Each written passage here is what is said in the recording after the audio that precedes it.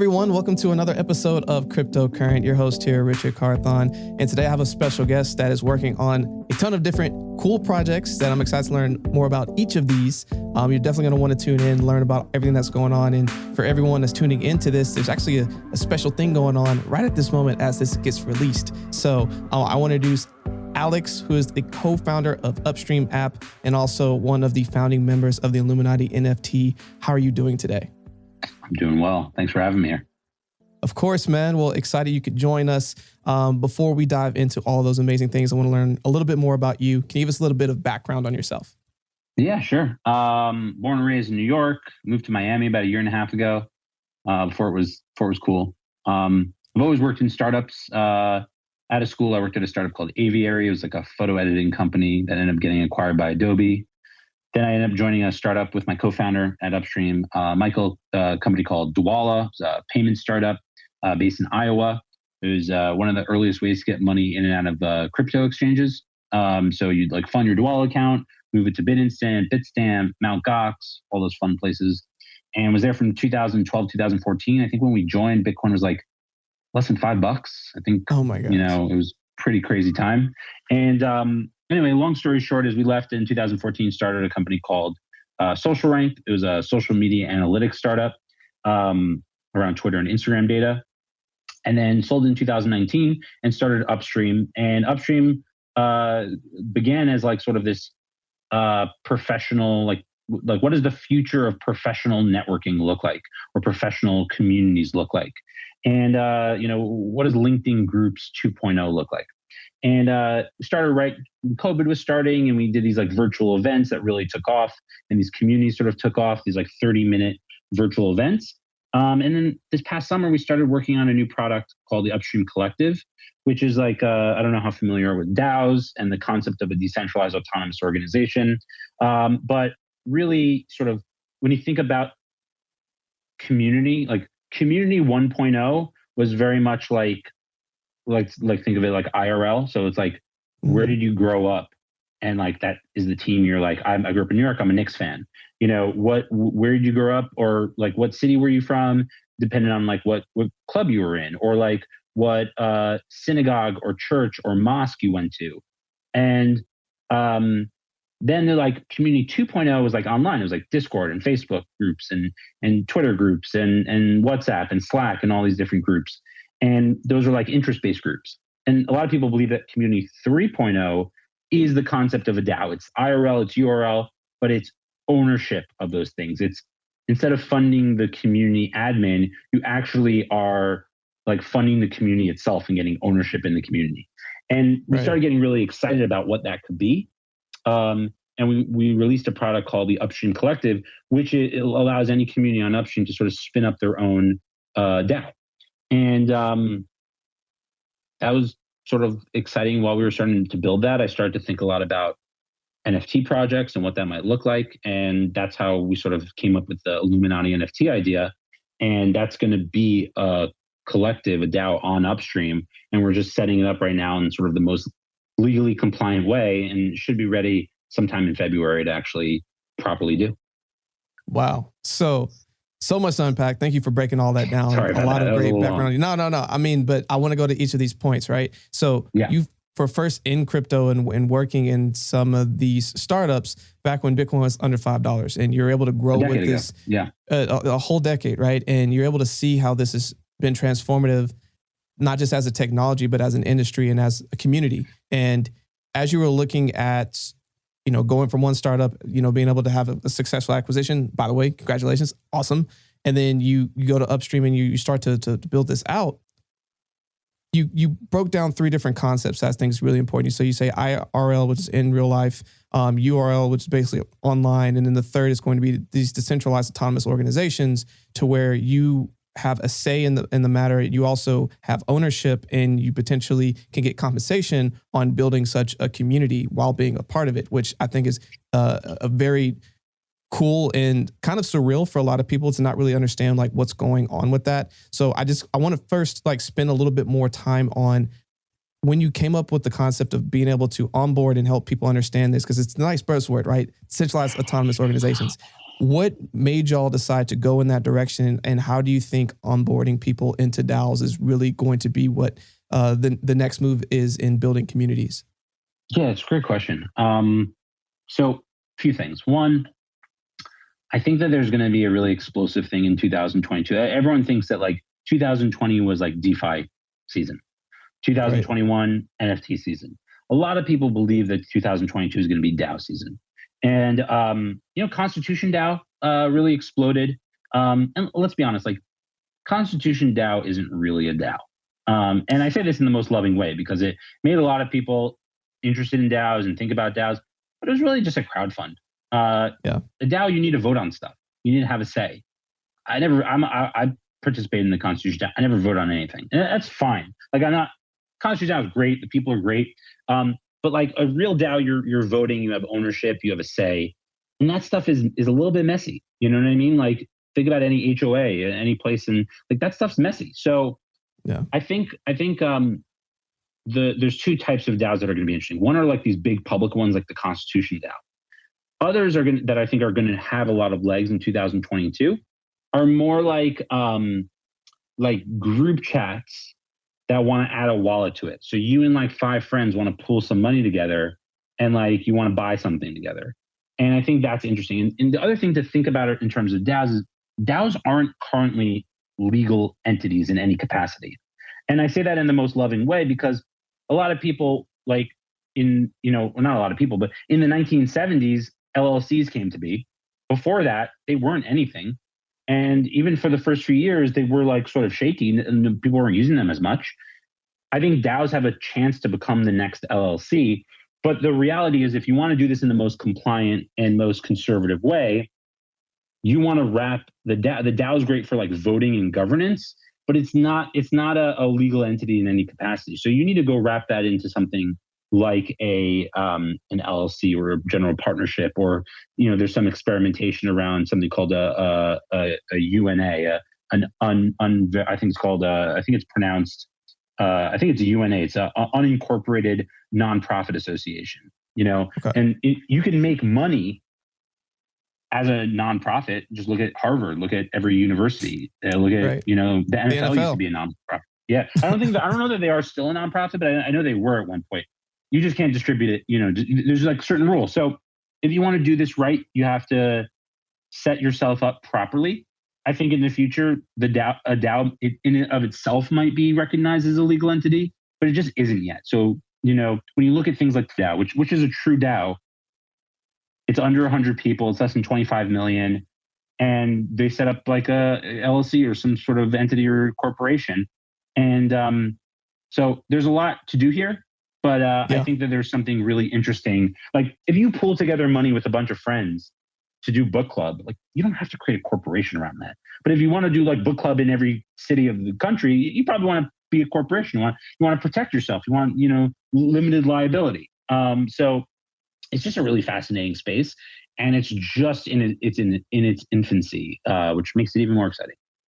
Yeah, you brought up a really awesome point in the fact that when you think about LLCs, yes, they've, a lot of people have LLCs, right? And that's kind of how the world goes around with these businesses. But as you look at it, it's been around for 50 years. And so and when you first got into, like you said, when they first came out, it's not like everyone just jumped on it.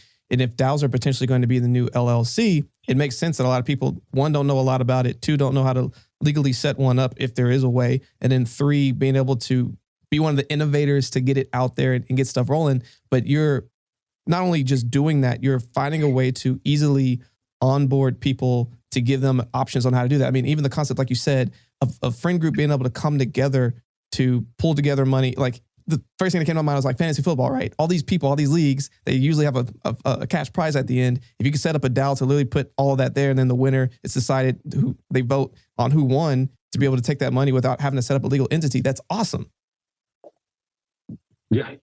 I mean, yeah, that's the whole idea. So, so that's the whole thing is we were like building this thing out, and we were building this product, and I was just thinking of ways to use it in interesting and cool ways.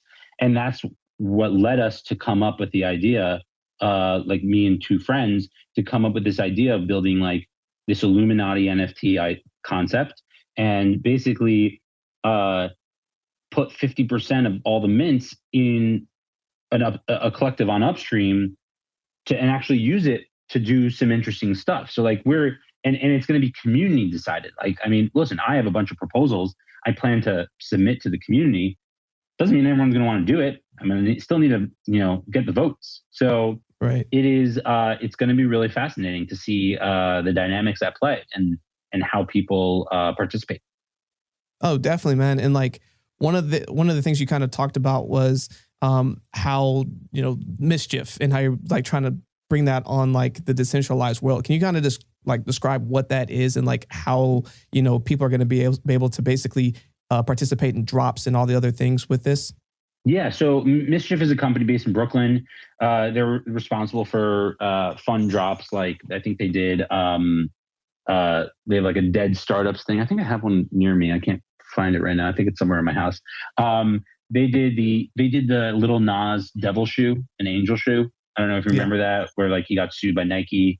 They did this like giveaway. They did like I think it was a Lambo giveaway. So you either got a real Lambo, like a toy Lambo, and everyone paid like $25.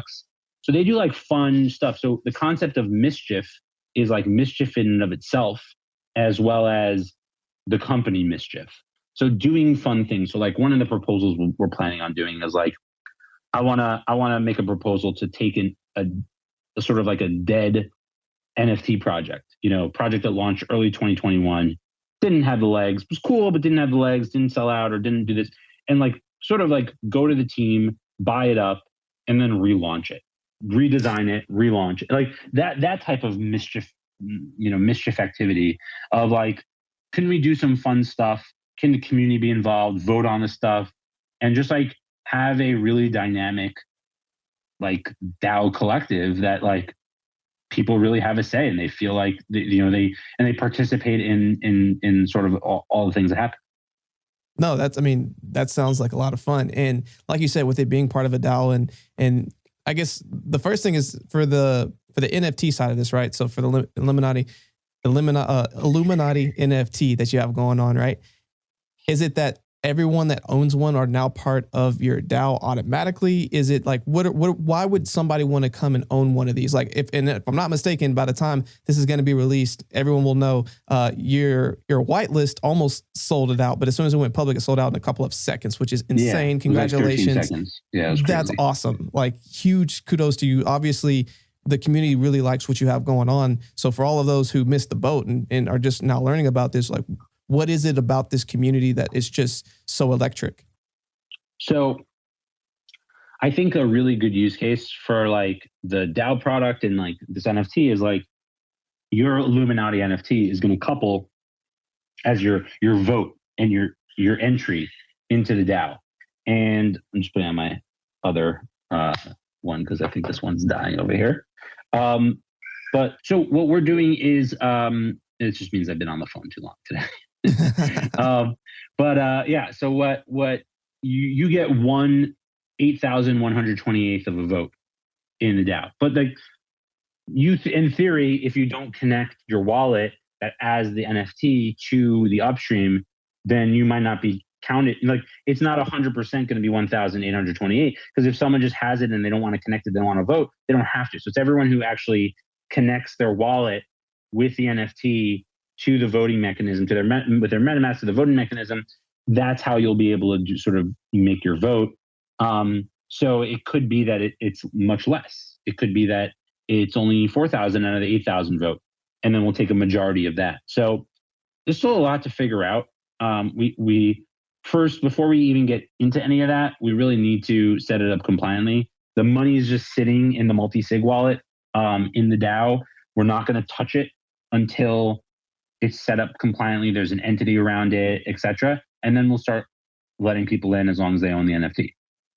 Right. No, it's a really cool concept, man. And it brings back full circle, everything that you're doing with Upstream and the concept of truly building this electric community as we kind of head into this new space. And I guess my next question for you is like, as this continues to evolve, so of course, NFTs are a good way to like bridge and have DAOs for building communities and having them come together. What do you think are other ways that this will continue to evolve into the future? Like, do you see like a metaverse play? Do you see like a gaming play? Like, how do you see this continue to move and progress? Yeah, totally. I mean, I think, we'll definitely buy up some land in some of the metaverses and use some of the DAO money. We'll put it to a vote. Maybe we'll get like a secret layer somewhere. I think doing in-person dinners and events is going to be super cool.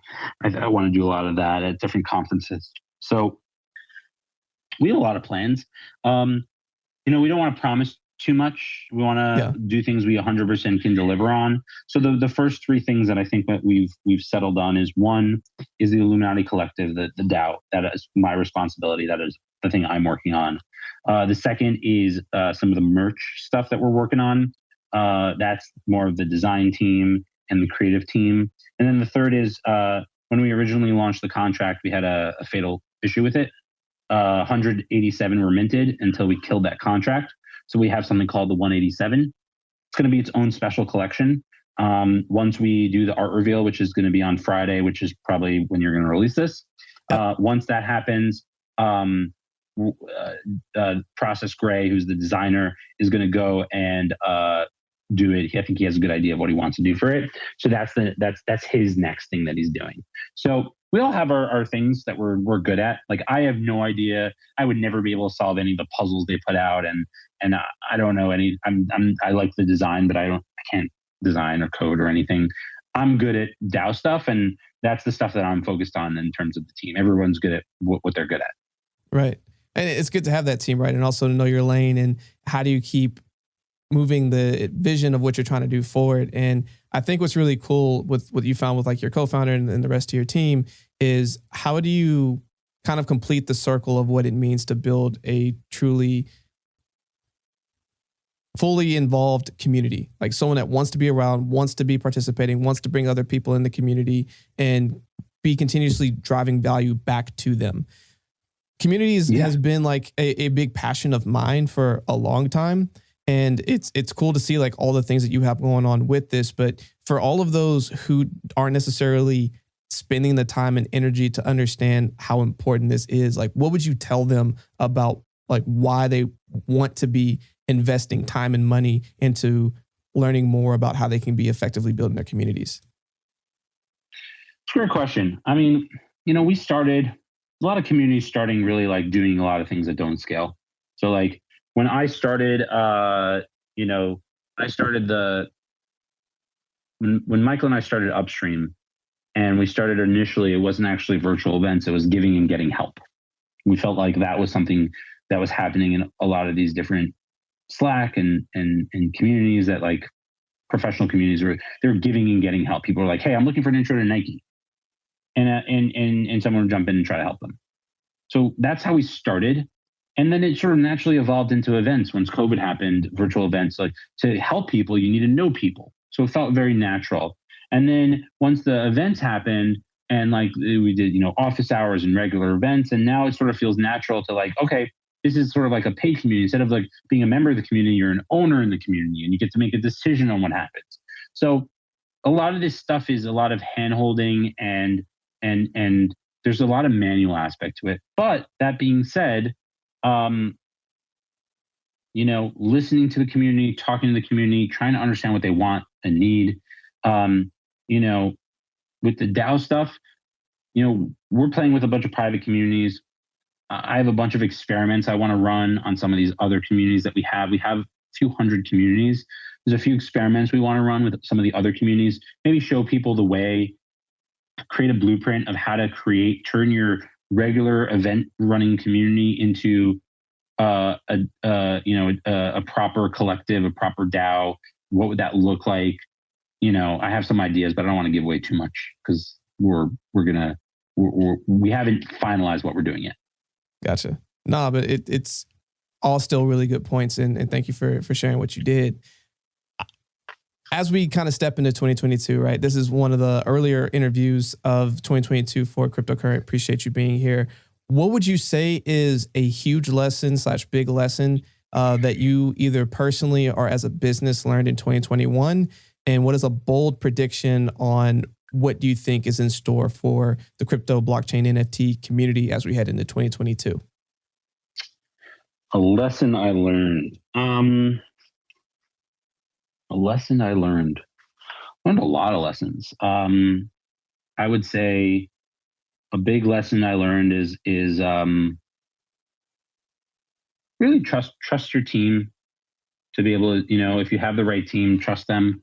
I definitely leaned on a lot of people on the team that really, really worked out this year. The team at Upstream is just phenomenal. Everyone is just really good at what they do. And, I'd say build a team that you can trust. That was a really good, lesson I learned this year. In terms of big, bold predictions, I think a lot of people think oh, we're in this frothy time, whatever. I think when Coinbase NFT drops in the next 2 months, it's going to be explosive. It is going to be, a proper custodial NFT wallet. Doesn't exist right now. And it's just going to protect. There's so many people getting hacked. And a proper custodial wallet is going to be just so good for a lot of people who just don't understand how to use a hot wallet. So I think that's going to explode the amount of wallets and usage and NFT buying. It's going to take off like a wildfire even more. Yeah, I think that's a great call. As soon as that information came out last year, I was like, man, as much as OpenSea has my massive market share with this and been crushing it, Coinbase is just going to open up the floodgates of just people being able to get into this thing. So I appreciate that. Man, you've dropped a lot of really good knowledge on us. I always like to finish interviews with 2 fun questions.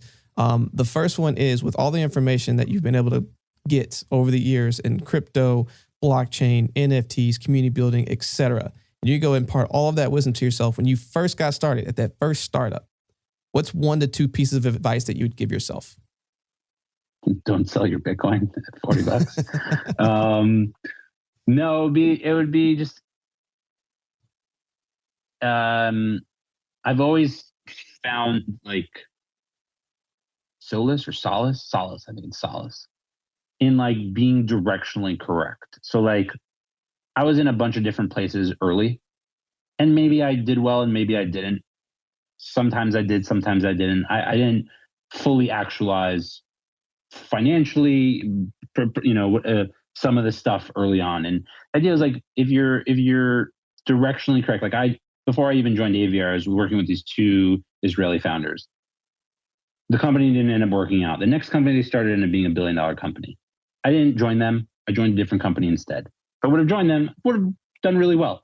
But that's okay. You can't hit everything. If I would have just, instead of buying my options in Dwolla, which will probably be worth something one day, if I would have just put that money in Bitcoin, I'd have my own island at this point. Those type of things where it's okay not to hit on everything. But if you're directionally correct, you'll eventually hit. And I feel like that's happening right now with the DAO stuff. We've been directionally correct enough, and now we are early enough with a working product, with a killer team in a massive market. And that's feels I don't know. So just continue to directionally focus, and eventually you'll hit it. That would be my advice. I really like that answer. Everyone listening, go back and rewind that. I know I'm going to listen to that a couple times. That is solid. I don't think anyone that I've on the show has answered in quite that way. So I really appreciate that answer. So I have some friends who have been directionally correct but have given up, and I feel for them, because if you're directionally correct and you're wrong and you miss it, or you're early, or whatever, you don't get it in place. It's obviously ideas are great, but it's all about execution. If you're directionally correct, but you didn't pull the trigger on something, it could really mess you up. Yeah. And I have enough friends who have been messed up by that and are out of the game now. They just can't deal with it. Even though I know if they just kept at it, they would be successful. Whether that's successful of building success, financial success, actual success, family success, they're all different things and depends on what people value. But building a company that is valuable is usually the success that a lot of founders think about.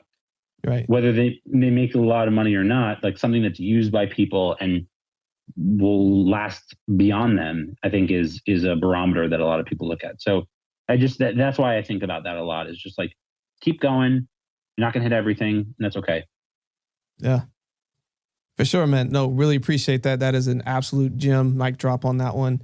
But man, as we kind of wrap up here, I always like to finish up with, what is a final thought that you want to leave with all the listeners here today? I'd say the final thought would be that, like, for the first time ever, maybe not the first time ever, but for one of the first time ever, it really pays to be early, specifically with crypto and blockchain and NFTs and DAOs and everything. It just pays to be early. Like, you see people spend time on in the ENS Discord and adding ENS to their domain, and they just got free money. You know, there's. So I would say that, like, it really pays to be early and to be active and engaged. And, like, if you're curious and engaged, you could have financial reward for just being early. And that's something that hasn't been the case before. Early to Facebook, great. You were early to Facebook. You didn't get rewarded for that. If you were an early investor in Facebook, you were. But if you were an early user in Facebook, you weren't. And now I think it's the time where, like, if you're an early user, you also will be rewarded. Like, for example, I bought a lot of Zed horses. Zed's about to drop a token in Q1. One of the things that people think is that the older the horse, the longer that you've held the horse, the bigger the multiple of the token you're going to get. It literally pays to be early. So I think that's a great thing to impart with people, is, like, think about Facebook and how early you were to Facebook. Maybe you joined in high school, maybe you joined in college, maybe you joined, or maybe you went to Harvard and you were friends with, you know, all the people that were on. Maybe you're one of the first 100 users. Like, now imagine that equivalent for Web3 products, and you have a chance to now participate in the upside. That's pretty awesome. That's something has ever been happened before. So, you know, ENS dropped like $500 million on people. That's crazy. Yeah, it's amazing. It's awesome. Just like you said, like, that's a really good comparison. Like, imagine being an early user of MySpace, Facebook, whatever it is, and they said, like, for being an early user, we're now just going to give you free money. Like, you want to talk about, like, super fans, and that's happening right now in crypto. Like you said, it's paying to be early. So, like, listen to what Alex is saying. He's putting you on game. He's putting you on game, especially as it relates to DAOs. And I know that's a great final thought, but I also want to make sure that everyone listening here today have ways to connect with both you and learn more about Upstream, the drop you just did with the NFTs, and everything else you have going on. So what are some different ways that people can connect with you and learn more about what's going on? Yeah, I'm on Twitter, pretty active on Twitter, AJT on Twitter. And you know, I host a bunch of events on Upstream, so you can join Upstream. It's free. You request to join communities. We do events. We still do a lot of free events. So definitely join them. I host a lot of them. And but Twitter's the best way to get in touch with me. Absolutely. And for all those who want to go find your Illuminati NFT, where do they search that? Yeah, it's IlluminatiNFT.com. It's on OpenSea. Just be careful when you click things on OpenSea. There's so many scams out there right now, so just be careful. But you can go from, we have the Twitter handle @Truth on Twitter. Been sitting on that one for a while. And, great handle. It is a great handle. And yeah, I was literally sitting on it for years, not sure what to do with it. But you just click from there, because that's legitimate links, as opposed to just trying to search on it from OpenSea or whatever. For sure. Well, Alex, thank you so much for spending some time with us and dropping all this incredible information. Everyone, make sure you go hit the links both in the show notes and everything in YouTube. You want to go check all this out. Alex, I feel very much informed, and I know I'm going to be participating in this. And of course, for everyone listening, stay cryptocurrent.